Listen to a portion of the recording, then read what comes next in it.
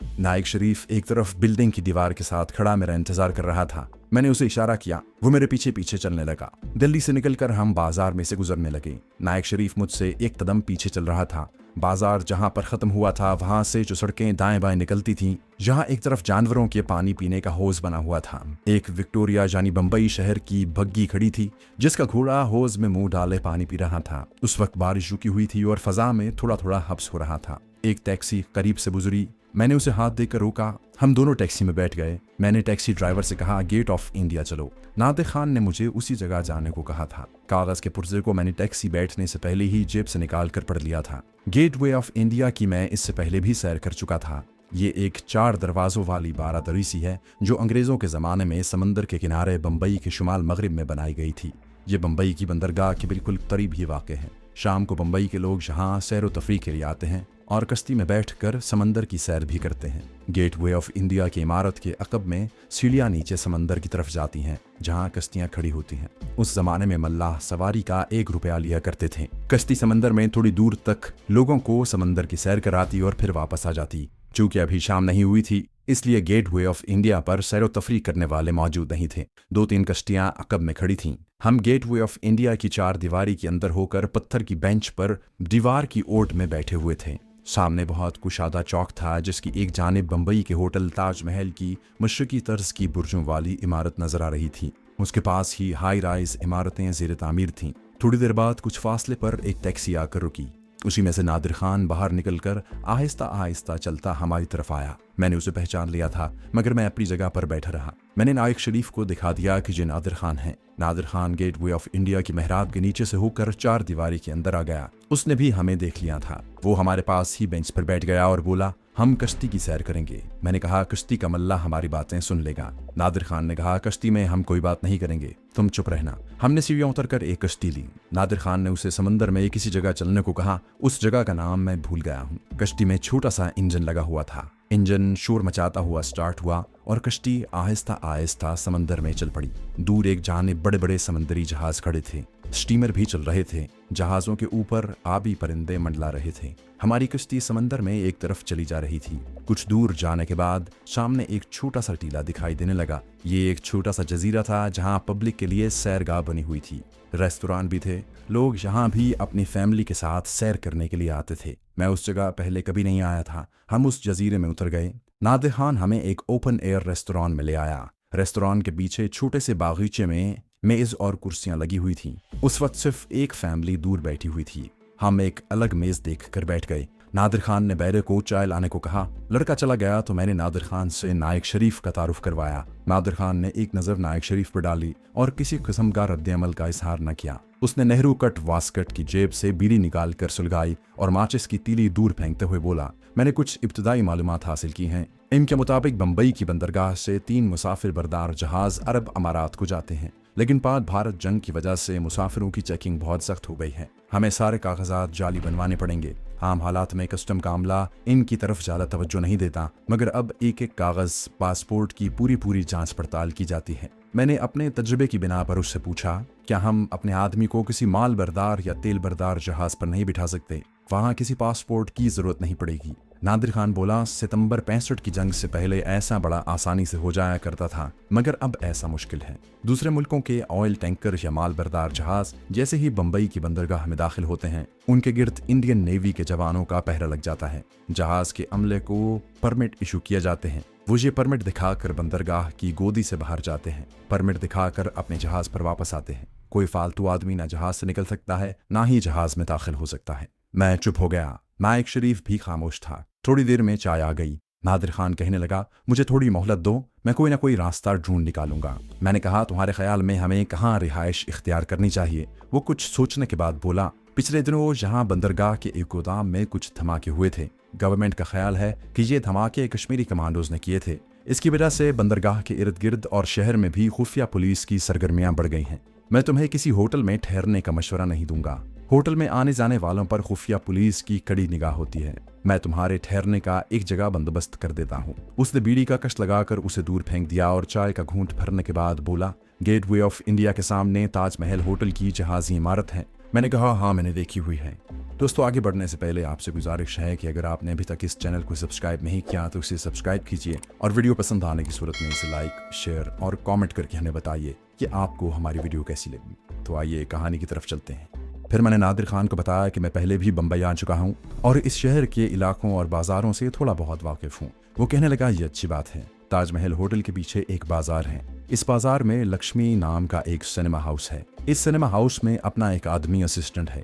यहाँ उसने अपना नाम जाफर भाई रखा हुआ है। वो सिनेमा हाउस की बिल्डिंग के एक कमरे में ही रहता है। मैं यहाँ से सीधा उसके पास जाऊंगा और तुम दोनों के लिए उससे बात करूंगा और फिर वापस अपनी दुकान पर चला जाऊंगा। तुम मेरे जाने के 1 घंटे बाद लक्ष्मी सिनेमा पहुंचकर जाफर भाई से मिल लेना। वो तुम्हारे ठहरने का इंतजाम कर देगा। मैंने कहा अगर जाफर भाई तुम्हें उस वक्त वहां ना मिला तो फिर हमें कहाँ जाना होगा? नादिर खान बोला हमारे आपस में दिन के कुछ औकात तय हैं। इन औकात में जाफर भाई सिनेमा में ही रहता है। मुझे मालूम है इस वक्त वो सिनेमा हाउस में ही होगा। उसने घड़ी देखी और जेब से 2-250 रुपए निकाल कर मुझे दिए। ये तुम अपने पास रखो और यहाँ से इकट्ठे मत निकलना, आगे पीछे होकर निकलना। मेरी और तुम्हारी मुलाकात अगर जरूरी हुई तो मैं तुम्हें जाफर भाई के यहाँ ही मिलूंगा। अब मैं जाता हूँ। तुम मेरे जाने के बाद अलग अलग होकर मोटर बोट्स में आना। वो चला गया। उसके जाने के बाद नायक शरीफ कहने लगा लगता है इस तरफ से निकलना मुश्किल है। इससे अच्छा था कि मैं आज़ाद कश्मीर की तरफ निकल जाता। मैंने कहा तुम मुझसे बेहतर जानते हो कि वहाँ दोनों तरफ फौजें पोजीशनों में बैठी हुई हैं। एक एक घाटी में दिन रात पेट्रोल पार्टियां गश्त लगाती हैं। बॉर्डर पूरी तरह सील कर दिए गए हैं। नायक शरीफ ने आगे से कोई जवाब न दिया। मैंने उसे तसल्ली देते हुए कहा जवान फिक्र न करो, हम तुम्हें वापस पाकिस्तान जरूर पहुंचाएंगे। पाकिस्तान को अगर जहां हमारी जरूरत है तो पाकिस्तान की सलामती के लिए वहां तुम्हारी जरूरत है। जहां जो लोग अपनी जिंदगियां खतरे में डालकर पाकिस्तान और कश्मीर की आज़ादी की खौस के लिए काम कर रहे हैं, उनके राब्ते ऐसी ऐसी जगहों पर हैं जिनका हम तसव्वुर भी नहीं कर सकते। मैंने उनके कारनामे देखे हुए हैं। तुम्हारा इधर ही से पाकिस्तान जाने का इंतजाम हो जाएगा। अब पहले मैं जाता हूँ। मेरे जाने के बाद तुम दूसरी कश्ती या मोटर बोट में रवाना हो जाना। मैं गेटवे ऑफ इंडिया में उसी जगह पहुंचकर बेंच पर बैठ जाऊंगा। जब तुम आओगे मैं वहां से ताजमहल होटल की तरफ चल पड़ूंगा। तुम थोड़ा फासला डालकर मेरे पीछे आ जाना। ये कहकर मैंने चाय के बिल की रकम वहीं मेज पर रखी और उठकर समंदर की तरफ चल दिया। छोटी कश्तियां और मोटर बोट्स वहां से चलती रहती थीं। एक मोटर बोट मुझे लेकर रवाना हो गई। गेटवे ऑफ इंडिया की सीढ़ियों के पास ही मैं कश्ती से उतरा और ऊपर 4 दीवारी के अंदर बेंच पर बैठ गया। मुझे वहां से समंदर साफ नजर आ रहा था। कुछ देर बाद एक दूसरी मोटर बोट आकर वहां ठहरी। उसमें से 3-4 सवारियां निकली। इनमें हमारा जवान नायक शरीफ भी था। जब वो ऊपर आया उसने मुझे देख लिया तो मैं उठकर गेटवे ऑफ इंडिया की इमारत से निकलकर ताजमहल होटल की तरफ चल पड़ा। चौक बहुत बड़ा था। उसमें कई सड़कें चलती थीं जिन पर ट्रैफिक जारी थी। एक जगह सिग्नल की बत्ती पर मैं रुक गया। मैंने पीछे मुड़कर देखा। नायक शरीफ आहिस्ता आहिस्ता चला रहा था। मैं सड़क क्रॉस कर गया। सामने ताजमहल होटल की अजीमुशान मुगल तर्ज की इमारत थी। ताजमहल होटल के पीछे एक लंबा बाजार था। इसी बाजार में आगे जाकर लक्ष्मी सिनेमा हाउस था। नायक शरीफ बड़ा अक्लमंद जवान था। सिनेमा की लॉबी में दाखिल होने के बाद उसने मुझसे कोई बात नहीं की थी और दीवार पर लगी हुई फिल्म की तस्वीरें देखने में मसरूफ हो गया था। मैंने सिनेमा के एक मुलाजिम से जाफर भाई के बारे में पूछा। उसने एक तरफ इशारा करके कहा इस बाजू में आगे गली में उसकी चाली है, यानी बगल में एक गली है जहां जाफर भाई का कमरा है। मैंने एक निगाह नायक शरीफ पर डाली और सिनेमा हाउस की बगली गली में मुड़ गया जहां सिनेमा के किसी पुरानी फिल्म के बड़े बड़े बोर्ड लगे हुए थे। एक तरफ 2-3 कोठरियों के दरवाजे थे जो बंद थे। एक कोठरी के बाहर एक आदमी बैठा सिगरेट पी रहा था। उसकी उम्र ज्यादा नहीं थी मगर नौजवान भी नहीं था। पुरानी सी पतलून और मैली सी कमीज पहनी हुई थी। माथे के आगे से सर के बाल उड़ने शुरू हो गए थे। रंग खिलता हुआ था। वो मेरी तरफ और मुझसे 3 कदम पीछे आते हुए नायक शरीफ की तरफ बड़े गौर से देख रहा था। मैंने उसके पास जाकर कहा जाफर भाई कहाँ मिलेगा? वो खामोशी से मुझे देखता रहा, फिर सिगरेट नाली में फेंका और बोला अंदर आ जाओ। उसने कोठरी का दरवाजा खोल दिया। मैं और मेरे पीछे पीछे नायक शरीफ कोठरी में दाखिल हो गया। अंदर एक तरफ चारपाई पर मैला सा बिस्तर बिछा हुआ था। आधे फर्श को पतली चटाई ने ढांप रखा था। खुदा जाने क्या क्या अला बला वहां पड़ी हुई थी। मैंने कहा हमें जाफर भाई से मिलना है, हम दिल्ली से आए हैं। उसने हमें चारपाई पर बैठ जाने का इशारा किया और खुद सामने पड़ी लोहे की कुर्सी पर बैठ गया। मैं ही जाफर भाई हूँ। वहां के लिए एक खास कोडवर्ड था जो मुझे नादिर खान ने कश्ती में बैठते हुए खास तौर पर सरगोशी में बताया था। वो नहीं चाहता था कि ये कोडवर्ड हमारे साथी नायक शरीफ को भी मालूम हो। मैंने जाफर भाई से कहा पेंसिल कागज मिल जाएगा। जाफर भाई खामोश नजरों से हम दोनों को देख रहा था। अभी तक उसने असल मौजू पर कोई बात नहीं की थी। यकीनन वो तस्दीक चाहता था कि मैं ही वो आदमी हूँ जिसके बारे में नादिर खान उसे बहुत कुछ पता गया है। जब मैंने पेंसिल कागज मांगा तो जाफर भाई ने एक संदूक के ऊपर से पुरानी सी कॉपी और जेब से पेंसिल निकाल कर मुझे दी। मैंने नायक शरीफ की नजरें बचाते हुए कॉपी पर खास कोड वर्ड लिखकर कॉपी जाफर भाई के आगे कर दी। उसने गौर से कोड लफ्ज पढ़ा, फिर अपनी तरफ से उसके नीचे एक और खुफिया लफ्ज लिख दिया। जब हम दोनों को यकीन हो गया कि हम असली आदमी हैं तो वो कहने लगा, नादिर खान अभी अभी यहाँ से गया है, उसने मुझे सब कुछ बता दिया है।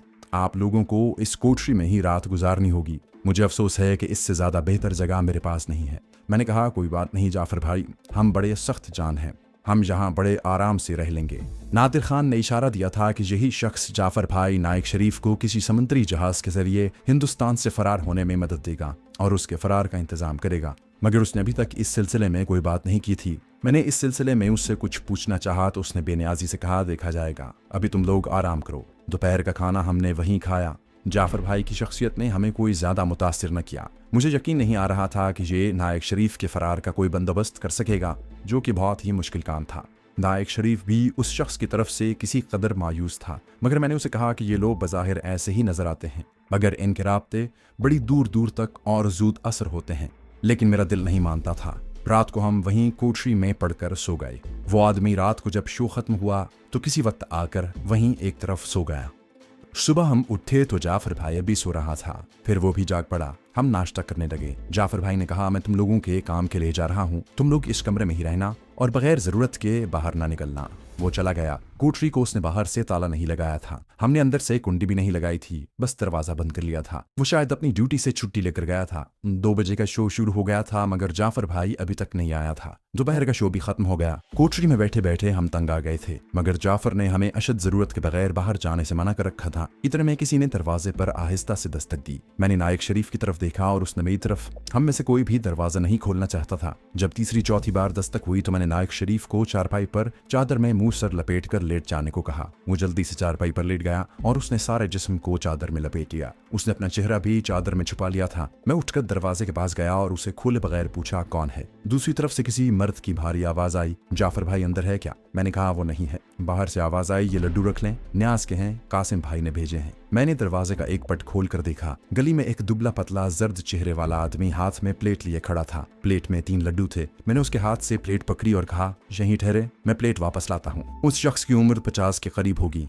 कनपट्टियों के बाल सफेद हो रहे थे, दरमियान से सरगंजा था। वो बड़ी दीदत दलेरी से मेरे पीछे पीछे कमरे में आ गया। मैं उसे रोक न सका कि शायद जाफर भाई का कोई बेतकल्लुफ दोस्त है। ये जाफर भाई सो रहा है क्या? उसने चारपाई पर चादर तान कर लेटे हुए नायक शरीफ की तरफ देखते हुए पूछा। मैंने जल्दी से लड्डू वहीं एक थाली में रखे और खाली प्लेट उसकी तरफ देते हुए कहा, नहीं, जाफर भाई बाहर गया हुआ है। और मैं उसे दरवाजे के पास ले आया। उसने मेरी तरफ गौर से देखा और पूछा, तुम जाफर भाई के कौन लगते हो? मैं तुम्हें पहली बार देख रहा हूँ। मैंने उसे कहा, मैं उसका दोस्त हूँ। शुक्रिया। वो दरवाजे से बाहर निकला तो मैंने जल्दी से दरवाजा बंद कर दिया। नायक शरीफ ने अपने मुंह से चादर हटा दी और कहा, यह आदमी मुझे मशकूक लगता है। मैंने कहा, हम क्या कर सकते हैं, यहाँ से बाहर भी नहीं जा सकते। खुदा पर भरोसा रखो, जाफर आता ही होगा। मुमकिन है उसका दोस्त हो और न्याज के लड्डू देने ही आया हो। मैं हैरान हूँ कि नायक शरीफ को उस पर कैसे शक पड़ गया था, जबकि मुझे उस आदमी में कोई शक शुबे वाली बात नजर नहीं आई थी। उस वक्त शुरू रात के 7:30 बजे का वक्त होगा। नायक शरीफ के शक करने की वजह से मुझे उस आदमी के बारे में कुछ बेचैनी सी लग गई थी। मैं पता करना चाहता था कि यह आदमी कौन है। मुझे यूं ही वहम होने लगा कि ये कोई खुफिया पुलिस का आदमी था। मैंने नायक शरीफ से कहा, तुम यहीं बैठो, मैं इस आदमी का पता करके आता हूँ कि ये कहाँ गया है। मैं तेजी से कोठरी से निकलकर सिनेमा हाउस की लॉबी में आ गया। दूसरा शो शुरू हो गया था और लॉबी तकरीबन खाली पड़ी थी। वो आदमी लॉबी में नहीं था। मैं लॉबी से निकलकर फुटपाथ पर आकर इधर उधर देखने लगा। वो आदमी कहीं भी नहीं था। मैं वापस आ गया और नायक शरीफ को बताया कि वो आदमी बाहर कहीं नहीं था। शरीफ कहने लगा, मेरा ख्याल है कि हमें यहाँ नहीं ठहरना चाहिए, मुझे कुछ खतरा लग रहा है। मैंने कहा, लेकिन हम जाएंगे कहाँ? जाफर भाई हमारे ही काम के लिए गया हुआ है, आता ही होगा। हमें यहाँ ना पाकर वो परेशान होगा। ऐसी कोई बात नहीं। मैंने जानते बूझते हुए खतरे की तरफ से आंखें बंद कर ली। थोड़ी देर बाद जाफर भाई भी आ गया।